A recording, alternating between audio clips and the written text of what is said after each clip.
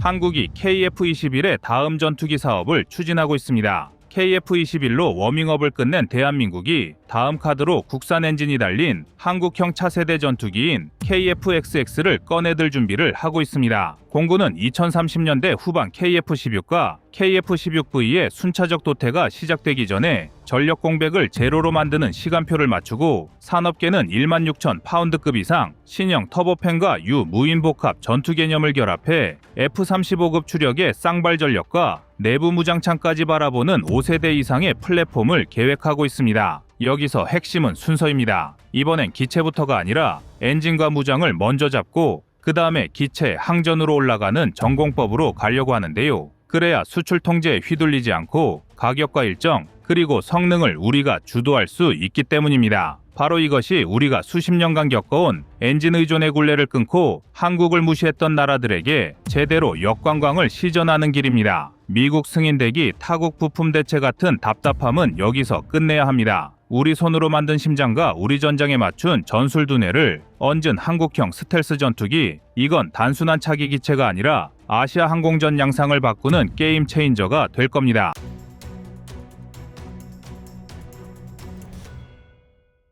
KF-XX 사업에 앞서 먼저 중요한 부분을 알고 가야 합니다. 바로 대한민국의 다음 전투기를 왜 개발해야 하는지 말입니다. 그러기 위해서는 공군의 전력 전환부터 알아봐야 합니다. 공군 전력의 허리를 이루어온 KF-16 계열은 이미 대규모 성능 개량에 들어갔고 레이더, 임무 컴퓨터, 무장, 운용 능력을 바꾸는 1조 2천억 원급 업그레이드 계약이 134대 규모로 체결되어 순차 적용 중입니다. 이 말은 단순히 오래 쓴 기체를 조금 손보는 차원이 아니라 2030년대 후반까지 실전 운용을 뒷받침하는 시간 벌기가 이미 설계되어 있다는 뜻입니다. 그러나 이 시계는 거꾸로 돌지 않습니다. KF-16의 남은 수명과 유지 보수 비용 그리고 현실적인 임무 스펙트럼을 고려하면 교체 물량을 분할 인도받아 야전에 끼워 넣는 러닝 체인지 방식이 유일합니다. 그러려면 최소 10에서 15년이 걸리는 차기 사업은 지금 손을 대야 제때 들어옵니다. 동시에 전방에서는 다른 시계가 이미 돌아가기 시작했습니다. 2025년 5월 사천 조립 라인에서 첫 양산형 KF-21이 본조립 단계로 들어갔고 2026년 인도 개시를 향한 생산, 시험의 톱니가 맞물리기 시작했습니다. 여기에 제조사가 공개한 계획상 양산 목표치는 120대 플러스로 제시되어 있습니다. 초도 물량의 인도 템포가 앞으로 10년 뒤 공군의 평균 기령과 정비 예산, 부품 소요, 조종사 전환 교육의 주기까지 연쇄적으로 이어집니다. 그렇다면 우리는 바로 다음에 올 기체의 탐색과 개발을 끌어올려 겹치기를 해야 하는데요. 이런 방식은 이미 예전부터 군사 선진 강국들이 하는 방식과 일맥상통합니다. 이는 다음 세대의 무기체계 개발을 통해 노후화된 전력 공백을 내지 않기 위해서입니다.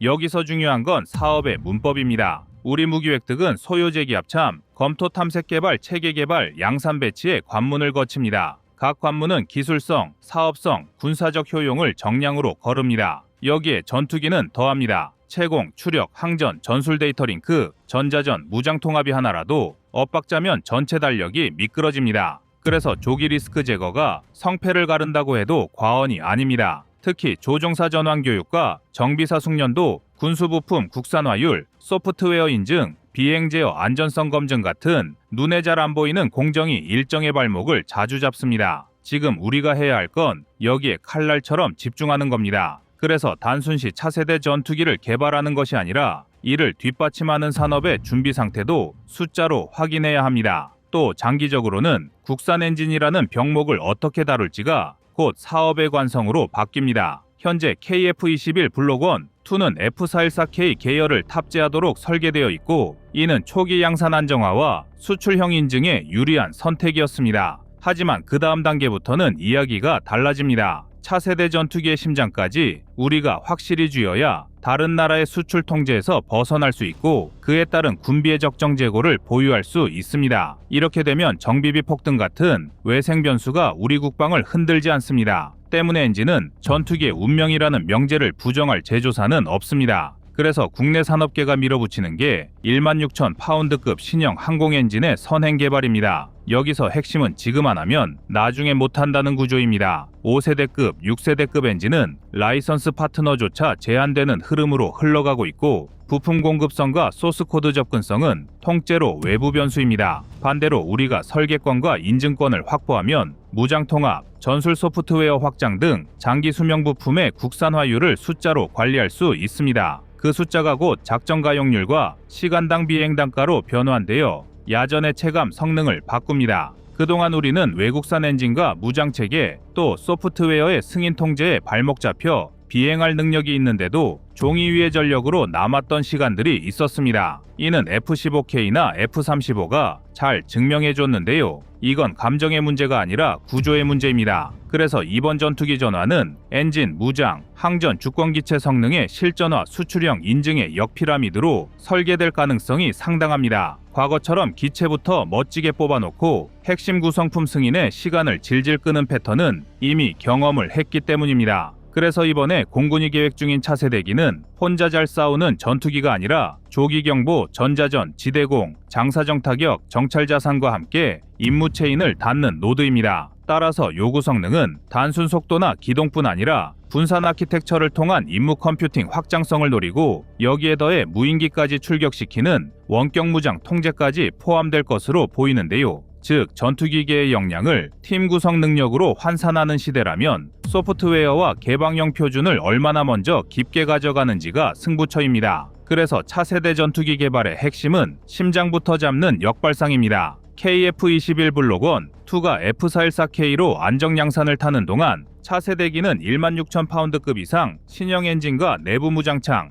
무인 복합 전투체계를 묶는 5세대 플러스 패키지로 직행할 가능성이 높습니다. 여기서 얻은 생산 노하우와 시험 데이터가 차세대기 탐색 및 체계 개발의 캘린더를 압축하는 지렛대가 되면 이후 초기 양산 20대 계약과 함께 창원 신공장에서 F-414 계열 엔진을 대량 생산하는 체계가 돌입했기 때문에 차세대기에서는 새 엔진 인증을 별도 트랙으로 분리해 병행 추진할 것인데요. 이 구조가 완성되면 기체 형상 확정과 무장 통합, 레이더, 전자전 패키지를 스파이럴로 끼워 넣을 수 있습니다. 이렇게 되면 전력 공백을 없애면서 동일한 시간대에 겹치기 개발이 가능합니다. 현재 차세대기에서는 국산 전투기 엔진을 2030년대 중반 실용화 목표로 끌어올려 추력, 수명, 정비성까지 국내 기술로 개발을 추진하고 있습니다. 이에 따른 사업비는 정확히 밝혀지지 않았지만 관련 전문가들의 말에 따르면 비공식적으로 5조 원대 수준의 대형 R&D로 계획하고 있습니다.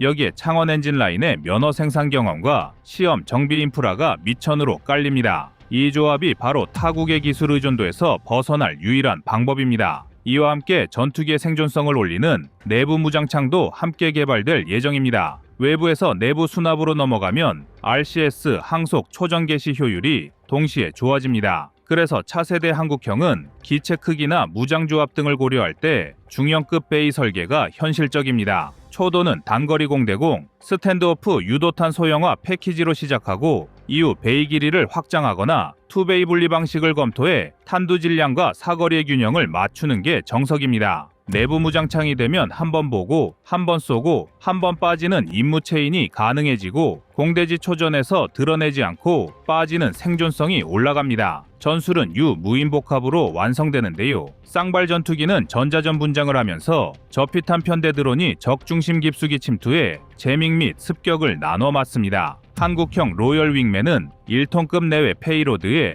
저피탐 형상 설계로 장거리 데이터 링크와 모듈러 페이로드를 표준으로 계획되고 있습니다. 그리고 다음 핵심은 임무 컴퓨터의 개방형 아키텍처와 안전한 양방향 통제, 그리고 유사시 단절 상황에서도 임무를 이어가는 한정 자율성입니다. 이 체계가 들어오면 적 방공망 돌파 시 유인기는 노출 최소화의 지휘 노드가 되고 드론이 대신 맞고 대신 제밍하고 대신 찌릅니다. 한국형 전술 체인은 바로 여기서 싸게 많이 동시에라는 이점을 얻습니다. 즉 6세대 기급의 충족 조건 중 하나인 무인 전투가 가능해지는 것입니다. 이제 남은 건 사업 관리 부분입니다. 현재는 공군의 5세대급 이상 또는 6세대급 전투기의 소유재기이기 때문에 구체적으로 계획되지는 않았지만 우리 공군은 미래전장까지 아우르는 중형급 이상의 전투기를 한국산으로 개발하려는 계획을 추진 중인데요. 이를 위해서는 앞에서 언급한 시나리오들을 조기 적층의 최종 테스트까지 마무리한다면 우리는 일정과 성능을 동시에 쥘 수 있게 됩니다. 그리고 그 순간 우리는 과거 타국의 승인 서류에 흔들리던 불안한 과거는 사라지고 한국의 독자 기술을 통한 KF-XX 사업을 완성하게 될 것입니다.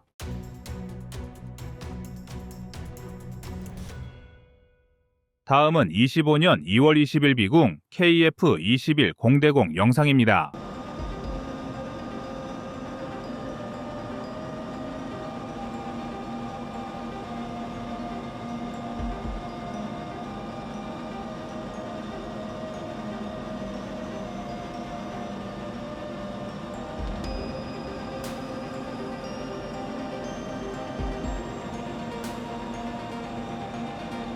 한국이 국산 모든 전투기에 장착 가능한 순수 국산 공대공 유도 미사일을 개발할 것 같습니다. 여기에는 미국의 아이디어가 큰 몫을 차지하고 있는데요. 현재 미국은 드론과 순항 미사일 위협에 대항하기 위해서 70mm 유도 로켓을 공대공 무기로 운용하겠다는 내용의 보도가 나와 한국 방산업체들의 관심이 쏠리고 있습니다. 먼저 70mm 로켓의 역사부터 간단히 짚어보겠습니다. 베트남전 시절부터 미군에서 널리 쓰이던 하이드라 70 무유도 로켓은 소형이면서도 강력한 파괴력 덕분에 지상 표적 제압에 탁월한 효율성을 자랑해 왔습니다. 하지만 무유도 로켓이라는 특성상 정밀도가 떨어져 수많은 탄을 쏟아부어야만 원하는 목표물을 맞추는 구조적 한계를 안고 있었습니다. 그러다 미군이 이 하이드라 70에 레이저 유도 키트를 끼워 넣어 정밀 타격이 가능한 APKWS-2 유도 로켓으로 탈바꿈시킨 것입니다. 한 발당 약 3천만 원 전후의 저렴한 가격, 기존 하이드라 70 발사 플랫폼을 그대로 활용할 수 있다는 강점까지 더해지면서 저렴한 정밀공대지 무장으로 자리 잡았습니다. 그런데 최근 미 공군이 이런 APKWS-2를 아예 단거리 공대공 무기로도 활용하기 시작했다는 소식은 전 세계 군사 전문가들에게 신선한 충격을 안겼습니다. 드론과 순항 미사일은 전투기 헬기 같은 전통적 항공기보다 속도와 기동력이 떨어집니다. 그러니 레이저 유도 기반의 APKWS-2로도 격추가 충분하다는 것이지요. 애초에 드론이나 순항 미사일이 돌격해오면 마하 이상의 속도로 비행하는 전투기가 고가의 AIM-120 중거리 미사일이나 AIM-9X 단거리 미사일을 굳이 쏴야만 상대를 떨어뜨리는 건 너무 비용이 큰 일입니다. 이럴 때 조금 저렴하면서도 정확도가 높은 무장 하나만 있다면 훨씬 경제적으로 적을 무력화할 수 있습니다. 이런 배경에서 APKWS-2는 최근 홍해 인근 작전에서 드론 요격 능력을 스스로 증명했다고 알려집니다. 길지 않은 사거리에도 불구하고 드론 정도의 느린 목표물에는 레이저 유도만 제대로 작동하면 간단히 타격할 수 있었습니다. 미 공군 F-16 전투기에 70mm 로켓 포드를 장착해 운용하는 방식도 이미 실전 테스트를 마친 상태라고 전해집니다. 상식적으로 생각하면 F-16 같은 전투기에 굳이 로켓 포드를 달아? 라는 의문이 들지만 그런 의문을 무색하게 할 만큼 운영 측면에서 효율이 높았다는 의미입니다. 그렇다면 여기서 자연스럽게 떠오르는 질문이 하나 있습니다. 우리도 FA-50 같은 국내 도입 기종에서 비슷한 무장을 쓸 수 있지 않을까라고 생각할 수 있습니다. 바로 이 지점에서 비궁의 공대공이 등장합니다. 한국이 개발한 70mm 유도 로켓, 비궁은 레이저 유도가 아닌 관성항법과 적외선 영상 유도 방식을 결합한 보다 진화된 형태입니다. 발사 후 조준을 계속 유지해야 하는 레이저 유도식 APKWS-2에 비해 비궁은 발사만 해놓으면 스스로 표적 이미지를 추적해서 유도하는 진정한 의미의 파이어 앤 포겟을 자랑하는 공격 무기입니다. 미군이 레이저 유도 로켓을 공대공 무장으로 채택한 이유가 빠른 요격 능력과 저렴한 운영 비용 때문이라면 한국의 비궁은 그보다 더 확장성이 크다고 볼 수 있습니다. 비궁이 초기에 미국과 공동개발 형태로 추진되었다가 미국 측이 예상치 못한 이유로 발을 빼는 바람에 한국이 단독 개발을 완수했다는 사실은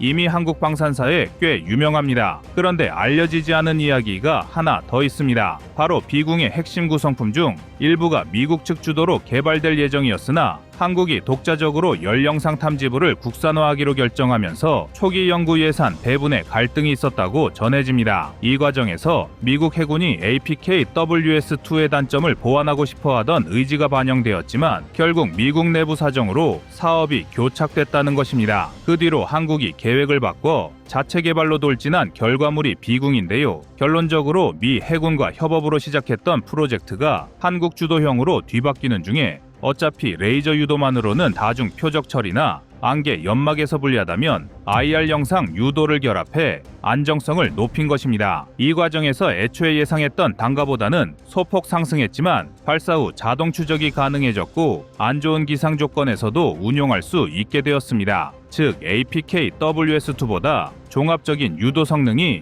더 높은 형태로 진화했다는 의미입니다.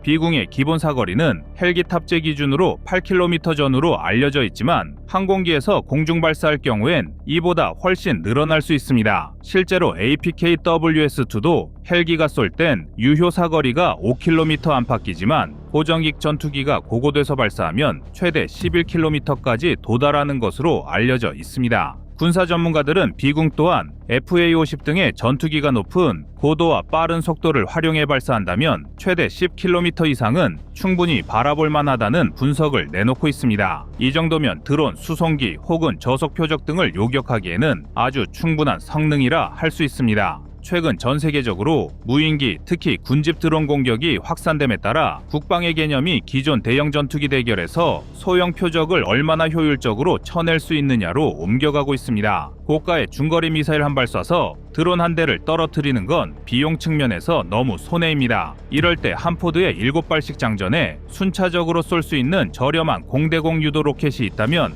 훨씬 합리적일 것입니다. 이 때문에 미군이 지금 이 기조를 받아들여 APKWS-2를 그 방향으로 돌린 것입니다. 사실 비궁은 미국의 APKWS-2보다 더 뛰어난 유도 방식을 활용하므로 드론 요격 효율이 더 좋을 것은 당연합니다. 그도 그럴 것이 미국의 APKWS-2보다 더 많은 IR 영상 센서로 목표물을 잡아내니 드론이 레이저 포인터를 피하려고 무작위 기동을 한다 해도 추적이 가능해집니다. 뿐만 아니라 레이저 조준을 유지할 필요가 없으니 한 기체가 여러 발을 순차적으로 쏘는 것도 가능하고 대규모 무인기 공격이 들어와도 대응의 유연성이 높아집니다. 물론 APKWS-2는 이미 생산 체계가 대량으로 안정화되어 가격이 상대적으로 낮고 비궁은 아직 대량 생산 단계에 들어선 지가 오래되지 않아 가격적인 이점이 다소 부족한 편이긴 합니다. 비궁의 한 발당 가격은 약 4천만 원 하지만 만약 글로벌 시장에서 비궁의 추가 개량형이 출시되고 대량 생산이 이루어진다면 단가 역시 크게 내려갈 수 있을 것으로 전망됩니다. 비궁이 단거리 공대공 미사일로 진화한다면 FA-50이나 미래의 KF-21에 탑재되어 저비용 고효율 무장 패키지를 형성할 가능성도 있습니다. 실제 FA-50 운용국들은 AIM-9 시리즈 미사일에 의존하고 있는데 AIM-9 사이드와인더는 미국이 개발한 단거리 공대공 미사일로 다양한 버전이 존재하며 각 버전마다 가격이 다르지만 한 발당 약 40만 달러에서 47만 달러로 한화 5억 원에서 6억 원 사이입니다. 그런데 만약 한국이 이보다 훨씬 저렴하고 드론, 헬기, 수송기 같은 저속 기체를 정교하게 잡을 수 있는 무기 체계가 추가된다면 세계 시장에서 비궁은 굉장히 매력적인 공대공 무기가 될 수 있습니다. 특히 최근 아시아, 아프리카, 중동 지역에서 드론 테러가 잦아지고 있어 이런 상황에 대비하고 싶은 국가들이 상당히 많기 때문에 비궁의 공대공 버전은 수출용으로도 충분히 승산이 있다는 게 전문가들의 의견인데요. 비궁은 이미 지상 발사형과 해상 발사형으로도 시험된 바 있고 여러 차례 평가에서 좋은 결과를 냈습니다. 그러니까 이를 조금만 수정하면 공대공 전환 역시 가능하다는 의견이 지배적입니다. 그런데 지금의 세계 군사 트렌드를 보면 멀티롤 유도 로켓 개념이 점점 확장되고 있습니다. 과거에는 작은 로켓은 작은 목표물만 노린다는 선입견이 있었지만 이젠 수많은 드론 위협 시대가 열리면서